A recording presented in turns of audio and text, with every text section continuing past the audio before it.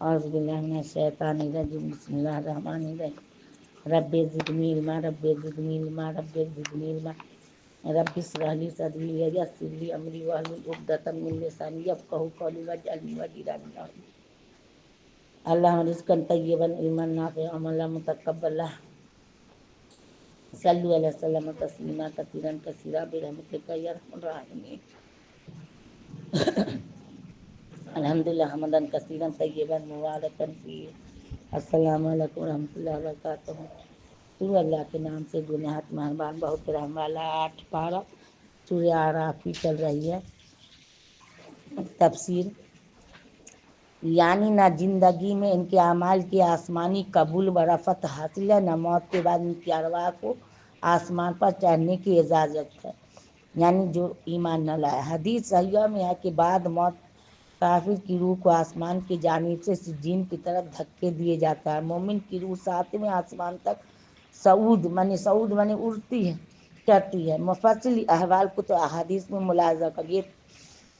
تعلیق بالمحال کے طور پر فرمایا، ہر زبان کے محاورات میں ایسی امثال موجود ہے، مثال کی جمع امثال، جن میں کسی چیز کے محال ہونے کو دوسری محال چیز پر معلق کر کے ظاہر کرتے ہیں، یعنی جس طرح یہ ناممکن ہے کہ اونٹ اپنی اسی کلافی اور جسامت پر رہے اور سوئی کا ناکہ ایسا ہی تنگ اور چھوٹا، اس کے باوجود اونٹ سوئی کے ناکے میں داخل ہو جائے، اسی طرح ان مکذبین متکبرین کا جنت میں داخل ہونا محال ہے، کیونکہ حق تعالیٰ جہنم میں ان کے خلود کی خبر دے چکا ہے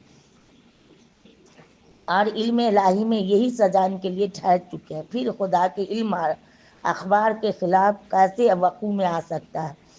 یعنی ہر طرف سے آگ محیط ہوگی، اللہم اجرنی من النار، کسی کروٹ چین نہ ملے گا، اللہم اجرنی من النار،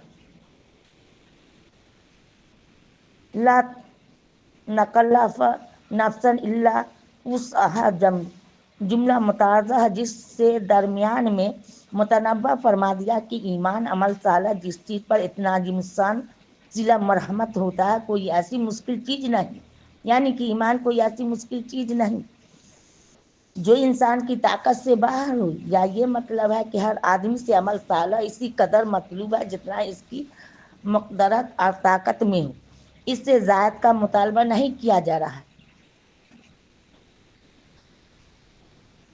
فانا معافی صدورہم من غل سے مراد یا تو یہ ہے کہ باوجود جنتیوں میں نامائے، یعنی نعمت کی جمع نامائے جنت کے متعلق کسی طرح کا رشک و حسد نہ ہوگا، ہر ایک اپنے کو دوسرے بھائی کو جس مقام میں ہی دیکھ کر خوش ہوگا، مطلب کہ جنتی ایک دوسرے کو دیکھ کے حسد جلن نہ کرے گا، جیسے دنیا میں اللہ کوئی کو نوازا، کوئی بھی انسان یا ہم ہو یا کوئی کو حسد ہو جائے تو وہاں اللہ تعالیٰ جی کو جتنا نوازیں گے، ایک مسلمان کو دوسرے مسلمان کے لیے کوئی حسد نہ رہے گا، نہ بغض رہے گا، نہ کینہ رہے گا، جو دنیا میں ہوا ہے وہ بھی اللہ تعالیٰ مٹا دیں گے، بخلاف دوستیوں کے کہ وہ مصیبت کے وقت ایک دوسرے کو لعن طعن کریں گے، جیسا کہ پہلے گزرا۔ اور یا یہ مراد ہے کہ صالحین کے درمیان جو دنیا میں کسی بات پر خفگی ہو جاتی ہے، یعنی انسان مسلمان کو آپس میں جو خفگی ہو جائے، وہی اللہ تعالیٰ کہنے کہ صالحین کے درمیان جو دنیا میں کسی بات پر خفگی ہو جاتی ہے اور ایک دوسرے کی طرف سے انقباض پیش آتا ہے، یعنی کدورت، وہ سب جنت میں داخل ہونے سے پیشتر دلوں سے نکال دیا جائے گا۔ ہاں سبحان اللہ، الحمدللہ، وہاں سب ایک دوسرے سے سلیم الصدر ہوں گے۔ حضرت علی کرم اللہ وجہ نے فرمایا، مجھے امید ہے کہ میں اور عثمان، طلحہ، زبیر رضی اللہ عنہ یعنی انہی لوگوں میں سے ہوں گے۔ مترجم محقق قدس اللہ روحہ نے اسی دوسرے معنی کے اعتبار سے ترجمہ کیا، یعنی خدا کی توفیق و دستگیری اور رسولوں کی سچی رہنمائی سے اس اعلیٰ مقام پر پہنچنا نصیب ہو، ورنہ ہم کہاں، یہ مرتبہ کہاں۔ یہ آواز دینے والا خدا کی طرف سے کوئی فرشتہ ہوگا، یعنی آج ساری عملی جدوجہد ٹھکانے لگ گئی ہے اور تم نے کوشش کر کے خدا کے فضل سے اپنے باپ آدم کی میراث، یعنی اپنے باپ آدم کی میراث جنت میراث ہمیشہ کے لیے حاصل کر لی۔ حدیث میں ہے کہ کسی شخص کا عمل ہرگز اس کو جنت میں داخل نہیں کرے گا۔ اس کا مطلب یہ ہے کہ عمل دخول جنت کا حقیقی سبب نہیں، فقط ظاہری سبب ہے۔ دخول جنت کا حقیقی سبب خدا کی رحمت کاملہ ہے، جیسا کہ اس حدیث میں اللہ ایتغ فی اللہ برحمت کا الفاظ سے ظاہر ہوتا ہے۔ ہاں، بندہ پر رحمت الہیہ کا نزول اسی قدر ہوتا ہے جس قدر عمل کی روح اس میں موجود ہو، یعنی کہ عمل سے درجہ بلند ہوگا، لیکن جنت اللہ کی رحمت سے ملے گی۔ لیکن عمل کو بھی اللہ تعالیٰ بیکار ضائع نہ کریں گے، اللہ تعالیٰ کہنے لگے کہ عمل سے کا درجہ بلند ہوگا۔ مترجم رحمۃ اللہ زبانی فرمایا کرتے تھے، گاڑی تو رحمت الہیہ کے زور سے چلتی ہے، عمل وہ جھنڈی ہے جس کے اشارہ پر چلاتے اور روکتے ہیں۔ سبحان اللہ، اللہ والے نے کیسی کیسی بات کی۔ اللہ ان آیات میں ان مخاطبات اور مقامات کا ذکر ہے جو جنتیوں اور دوزخیوں یا ان دونوں اصحاب اعراف میں ہوں گے، یعنی کہ جنتی جنت میں جب چلے جائیں گے اور دوزخی دوزخ میں۔ اس کے بعد اللہ تعالیٰ جو جن کا عمل نیکی یا برائی برابر ہوگی آراف میں رہیں گے، فیصلہ بھی نہ ہوگا، لیکن وہ بیچ میں ادھر جنتی ادھر دوزخی، بیچ میں آراف ہے۔ اصحاب آراف میں ہوں گے۔ پہلی اور آخری گفتگی جو اصحاب جنت یعنی جنت والے سے ہوگی، آراف والے کو، اصحاب نار یعنی دوزخی سے ادھر سے یا ادھر سے ہوگی۔ صاحب ظاہر کرتی ہے کہ مخاطبات جنت یا دوزخ میں داخل ہونے کے بعد کی ہیں، اس لیے نظم کلام کا مقتضا یہ ہے کہ اصحاب اعراف کے درمیانی گفتگو کو بھی اس کے بعد ہی مانا جائے۔ بہرحال جنتی جنت میں پہنچ کر اپنے حال پر اظہار مسرت یعنی خوشی، دوزخیوں کی تقریح و نکایت کے لیے کہیں گے کہ جو کچھ وعدے حق تعالیٰ نے پیغمبروں کی زبانی ہم سے فرمائے تھے، ایمان لانے والوں کو نعیم دائم ملے گی، ہم تو انہیں سچا پا رہے ہیں۔ اہل جہنم تم بولو کہ تمہارے کفر و عصیان پر جو دھمکیاں دی گئی تھی تم نے بھی ان کو سچا پایا؟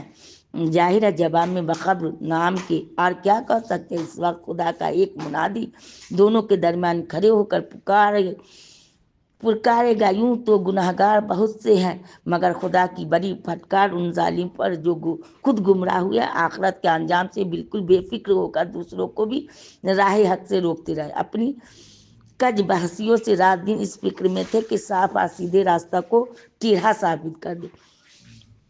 حجاب کے معنی پردہ آر کے ہیں، یہاں پردہ کی دیوار مراد ہے جس کی تصریح سورہ حدید میں کی گئی ہے۔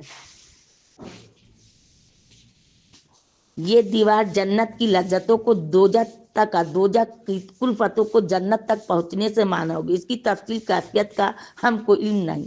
اسی درمیانی دیوار کی بلندی پر جو مقام ہوگا اس کو اعراف کہتے ہیں۔ اصحاب اعراف کون لوگ ہوں گے؟ قرطبی نے اس میں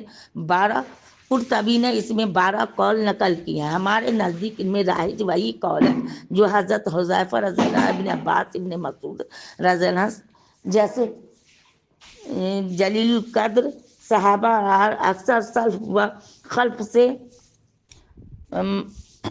منقول ہے، یعنی وزن اعمال کے بعد جن کے حسنات بھاری ہوں گے وہ جنتی ہیں، جن کے سیئات یعنی گناہ غالب ہوئے وہ دوزخی، اور جن کے حسنات سیئات بالکل مساوی ہوں گے وہ اصحاب اعراف ہے۔ روایت سے معلوم ہوتا ہے کہ انجام کار اصحاب اعراف جنت میں چلے جائیں گے۔ ویسے بھی ظاہر ہے کہ جب اساتہ مومنین جن کے سیئات غالب تھے جہنم سے نکل کر آخر جنت میں داخل ہوں گے، تو اصحاب اعراف جن کے حسنات اور سیئات برابر ہیں ان سے پہلے داخل ہونے چاہیے۔ گویا اصحاب اعراف کو اصحاب یمین کی ایک کمزور قسم سمجھنا چاہیے، جس طرح سابقین مقربین فی الحقیقت اصحاب یمین کی ایک ایسی قسم ہے جو اپنی اولوالعزمیوں کی بدولت عام اصحاب یمین سے کچھ آگے نکل گئی ہیں۔ اس کے بالمقابل اصحاب اعراف گری ہوئی قسم ہے جو اپنے اعمال کی کثافت کی وجہ سے عام اصحاب یمین سے کچھ پیچھے رہ گئے. یہ لوگ اہل جہنم اہل جنت کے درمیان میں ہونے کی وجہ سے دونوں طبقے کے لوگوں کو ان کی مخصوص نشانیوں سے پہچانتے ہوں گے. جنتیوں کو ان کے سفید نورانی چہروں سے اور دوزخیوں کو ان کی روسیاہی اور بد رونقی سے. بہرحال جنت والوں کو دیکھ کر سلام کریں گے جو بطور مبارک بعد ہوگا. چونکہ خود ابھی جنت میں داخل نہیں ہو سکے اس کی تمام آرزو کریں گے جو آخر کار پوری کر دی جائے گی. جنت دوزخ کے درمیان میں ہونے کی وجہ سے ان لوگوں کی حالت خوف ورجا کے بیچ میں ہوگی. سبحان ربک رب العزت عما یصفون، سلام علی المرسلین، الحمد للہ رب العالمین.